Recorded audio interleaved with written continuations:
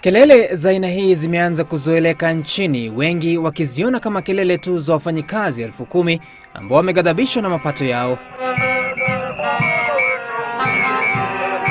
Wasilojua ni kuwa fahali wawili wanapopigana, nyasi ndizo huumia.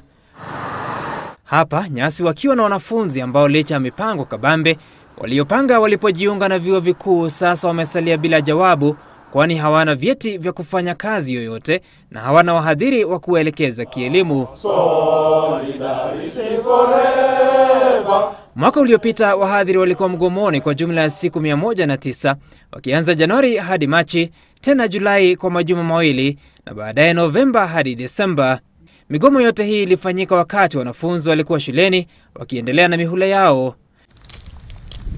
Japo migomo ya mwaka uliopita ilizaa matunda kwa wahadhiri kuongezewa mshahara kwa 17%, huku marupurupu ya makazi yakiongezwa kwa 3.2, safari ya migomo ilianza tena tarehe mosi mwezi uliopita, hivi sasa wakufunzi wakiwa wametoweka kwa siku 43. Wanafunzi wakilemewa na dhoruba ya migomo hiyo, hivi kwamba Elijah Ombuki, kijana mwenye umri wa miaka 23, aliamua kugeukia biashara, ila biashara yake ikiwa sio ya kawaida kwa wanafunzi wa vyuo vikuu. Hii biashara nimeanzisha kwa sababu nilipata nahangaika sana nikiwa shule. Nikipiga simu nyumbani labda hakuna support. Sasa nikaona ninayo ujuzi wa kuendesha pikipiki.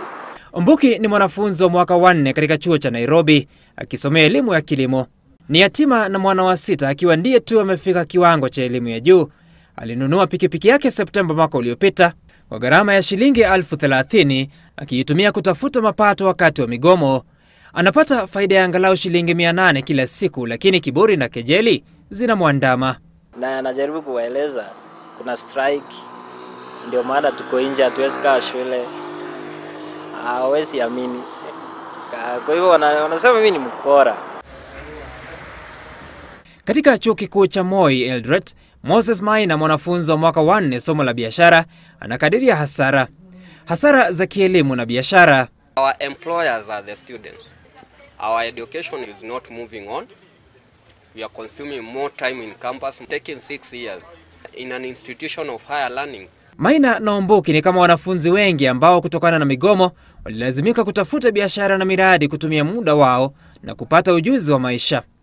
Basically the whole of last year we were out of classroom, because I remember the last time we were in class, that is 2016 on August. This year, that is when we resumed, and after for 2 months we did our exam. We were supposed to resume for our second semester, but now the strike came in. Kwa zaidi ya siku 150 wanafunzi katika vyuo vikuu vya umma wamekuwa taabani kutokana na migomo ya wahadhiri tangia mwaka uliopita. Japo suluhu itapatikana baina ya waajiri na waajiriwa, muda uliopotea kwa wanafunzi ni kama maji ambayo yakimwagika hayazoleki. So by the time the lecturer decide, which I don't even know whether they are going to decide to come back, it will just clearing and going. Actually, it's not even about graduating. We just want to clear and go home and start a different life. We are idle here in school. We are spending much. So when people say idle mind is devil workshop. Gharama ya kusalia shuleni ikiwazidi wanafunzi. Kwa Nafisa Agil ambaye anasomea udaktari katika chuo cha Nairobi, matumaini yake yameanza kumkimbia. Amekuwa muhula wa kwanza, mwaka wa kwanza tangu Novemba mwaka uliopita hadi sasa. Safari yake ni ya miaka 6.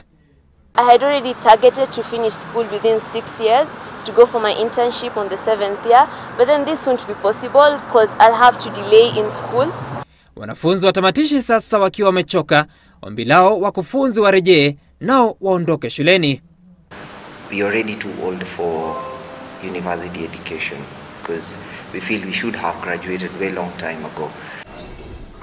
Kwa sasa wakiendelea na machache wanayojua, kutafuta pesa, kutafuta ubunifu na kungoja.